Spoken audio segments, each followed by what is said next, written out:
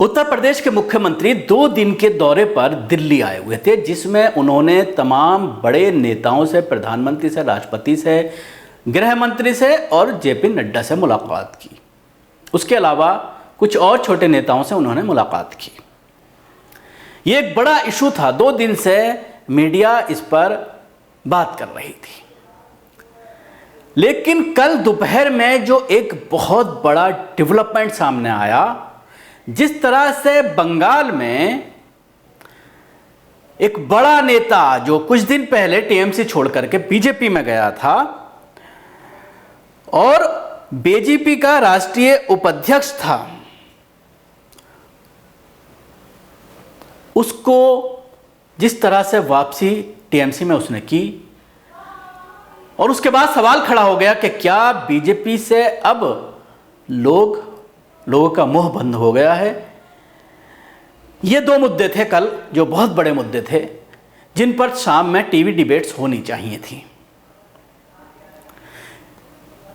जिस तरह से घोष ने अचानक अपने बेटे के साथ ममता बनर्जी के मुख्यालय में, पार्टी के मुख्यालय में पहुंचे और ममता बनर्जी के साथ उन्होंने पार्टी ज्वाइन की और ममता बनर्जी ने स्वागत किया, और उसके साथ ही जिस तरह की चीज़ें ममता बनर्जी के ज़रिए स्टेज पर कही गई, उसके बाद सोशल मीडिया में जिस तरह से इस पूरे मामले को लेकर कोहराम मचा कि इनके ऊपर जिस तरह से शारदा चिटफंड घोटाले का मामला था, उसके बाद इनको जिस तरह से क्लीन चिट सीबीआई के ज़रिए दी गई, अभी जिस तरह से 4 लोगों को गिरफ्तार किया गया, उसमें इनको बचाया गया, उसके बाद बीजेपी का जो है नेशनल उपाध्यक्ष इनको बनाया गया और सिक्योरिटी दी गई बाकायदा इनको केंद्र के जरिए, और बड़े चेहरे के तौर पर इलेक्शन में बीजेपी ने इनका इस्तेमाल किया।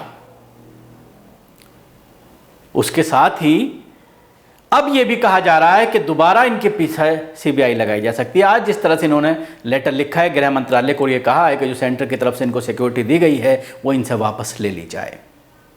ये 2 मुद्दे थे कल जिन पर डिबेट होनी चाहिए थी, लेकिन आपने शाम में टेलीविजन पर देखा होगा,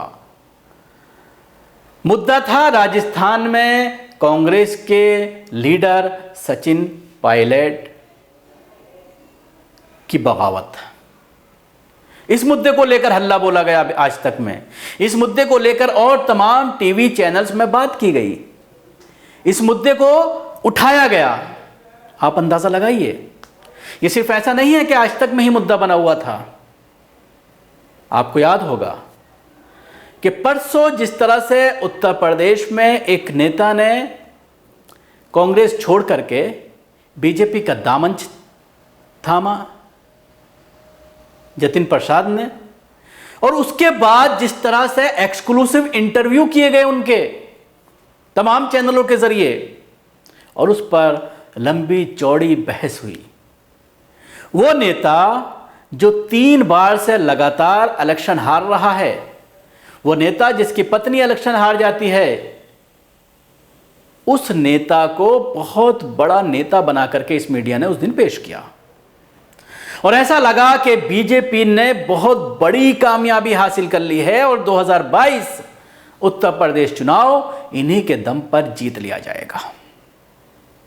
तमाम चैनल लग गए कि सबसे पहले इंटरव्यू किसको मिलता है, जतिन का। आज तक ने बाजी मारी और उसके बाद तमाम चैनलों ने उनके इंटरव्यू किए और पूरी तरह से ये दिखाने की कोशिश की कि कितनी बड़ी कामयाबी बीजेपी के हाथ लगी है। और इसके बाद अब जिस तरह से वोटर नाराज था अपर कास्ट का, वो अब पार्टी से जुड़ जाएगा। अब जिस तरह से ये भी कहा जा रहा है कि इनको मंत्री बनाया जाएगा, तो ये पूरी तरह से शाम में ये बहस चलती रही। लेकिन कल जो घटनाक्रम बंगाल में देखने में आया, कोलकाता में देखने में आया, उस घटनाक्रम पर ना तो किसी ने उनका एक्सक्लूसिव इंटरव्यू किया, ना किसी ने उनकी अलग से कोई बाइट ली। स्टेज पर जो बोला वही तमाम चैनलों ने चलाया, एक खबर के तौर पर उसको कैरी किया, और उसके बाद वो खबर खत्म हो गई, किल हो गई, या कहा जाए तो उसको मार दिया गया। अंदाजा लगाइए इन चैनल्स की शातिराना चालों का, इस गोदी मीडिया का। 2 मिसालें मैंने दी, जो परसों का घटनाक्रम की और कल के घटनाक्रम की, और उसके बाद शाम में जो डिबेट्स हुई वो हुई किस तरह से कांग्रेस को आप कमतर आंक सकते हैं, किस तरह से कांग्रेस की अंतर्कलह जो आपस में झगड़ा चल रहा है, चाहे वो पंजाब की बात करें, चाहे वो हम राजस्थान की बात करें, दोनों राज्यों के मामले को उठाने की कोशिश की गई। तमाम टीवी चैनल्स की जो शाम की डिबेट्स होती हैं, प्राइम टाइम डिबेट्स होती हैं, उसमें इन्हीं मुद्दों को उठाया गया। जिस तरह से अभी अगर आप पब्लिक में जाकर के आम आदमी से अगर हम बात करते हैं, ख़ासतौर से जहाँ पर कोरोना का प्रकोप रहा है, चाहे वो हम दिल्ली की बात करें, उत्तर प्रदेश की बात करें, हर आदमी पूरी तरह से समझ चुका है इन टीवी चैनल्स को, इनकी मानसिकता को, इनके फैलाए जा रहे झूठ और प्रोपेगेंडे को। अब बहुत ज़्यादा तादाद में लोग ऐसे हैं जो ये कहते हैं कि हमने टीवी डिबेट देखना बंद कर दिया है। लोग नहीं देखते, पूरी तरह से एक्सपोज हो गए हैं। इसके साथ ही जिस तरह से मैं बार बार कहता हूं कि एक एजेंडा तय किया जाता है, सुबह को तमाम चैनल्स को भेजा जाता है।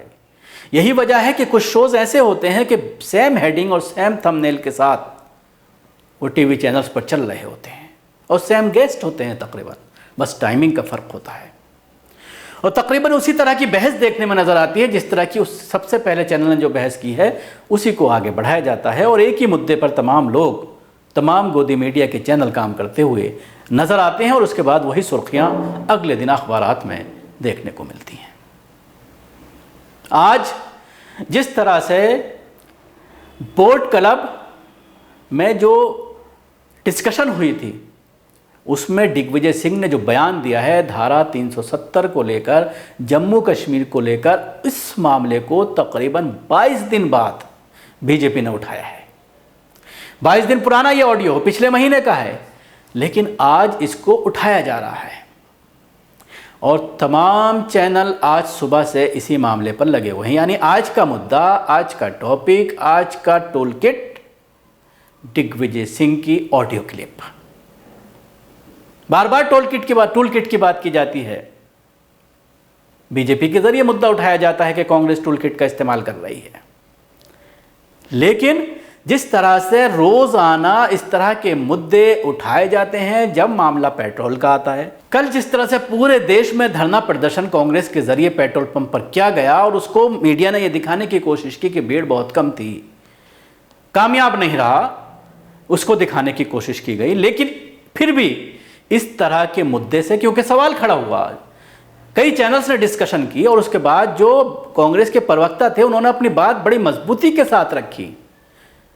जिस तरह से इस तरह यह एक्सपोज करने की कोशिश की कि इलेक्शन के दौरान तो किसी तरह से आप कंट्रोल कर देते हैं और जब इलेक्शन ख़त्म होता है तो उसके बाद कहते हैं कि इंटरनेशनल मार्केट में जो रेट है उसी हिसाब से हमारे हाथ में नहीं है, सरकार के हाथ में नहीं है, प्राइवेट कंपनियों के हाथ में है, और वो उसी हिसाब से रोज़ाना रेट तय करते हैं। अगर कम होता है तो कम होते हैं और अगर बढ़ता है तो बढ़ते हैं, उसमें सरकार कुछ नहीं कर सकती। तो सवाल ये खड़ा होता है कि क्या पेट्रोल के रेट रोज़ाना बढ़ रहे हैं या रोज़ाना बदल रहे हैं? अगर ऐसा है तो क्या आप रोज़ाना बाल्टी लेकर के गल्फ जाते हैं तेल लेने के लिए? ये एक बड़ा सवाल किया जा रहा था कल डिस्कशन में, क्योंकि सौदे एक साथ होते हैं, बड़े बड़े सौदे होते हैं। हम ये बात मान सकते हैं कि रोज़ाना तेल का रेट तय होता है, लेकिन उसके साथ ही ये बात नहीं मानी जा सकती कि रोज़ाना आप उस हिसाब से तेल खरीदते हैं कि आज 10 ड्रम भेज दीजिए, आज 20 ड्रम भेज दीजिए, बल्कि इकट्ठे टनों के हिसाब से, मैट्रिक टन के हिसाब से सौदे पेट्रोल के और डीजल के होते हैं और पेट्रोलियम के होते हैं, और उसके बाद उनको जिस तरह से यहाँ पर रिफाइनरी में अलग अलग किया जाता है। जाहिर सी बात है ये एक बड़ा मुद्दा है जिस पर घेरने की कोशिश की जा रही है, क्योंकि 100 के करीब डीजल पहुंच रहा है। डीजल और पेट्रोल में एक बहुत बड़ा अंतर हुआ करता था 2014 तक, लेकिन अब जिस तरह से 100 के करीब डीजल पहुंचने वाला है, पेट्रोल पहले ही 100 क्रॉस कर चुका है देश के कई हिस्सों में, और जब इस तरह की चीज़ें सामने आती हैं तो कांग्रेस को फिर उठाया जाता है, कांग्रेस को कहा जाता है कि इन्होंने ये किया। मतलब पुरानी चीज़ें, 7 साल आपको सरकार करते हुए, चलाते हुए हो गए, लेकिन आपसे कोई सवाल ना करे। अगर कोई सवाल करे तो आप नेहरू गांधी को हर चीज़ के लिए जिम्मेदार ठहराएं। ये इस चीज़ को लेकर परेशान हैं और यही वजह है कि इस मुद्दे से लोगों का जहन हटाने के लिए अब ये बोट क्लब का मामला उठाया जा रहा है। रोज़ाना इस तरह की चीज़ें आती हैं। संबित पात्रा बैठ जाता है बेशर्मी के साथ, हालांकि अब उसको जवाब दिया जा रहा है। कांग्रेस की प्रवक्ता, जो महिला प्रवक्ता हैं ख़ास तौर से, वो उसको पूरी तरह से, चाहे वो गौरव भाटिया हों चाहे संबित पात्रा हों, इन दोनों को घेरते हुए नज़र आ रहे हैं।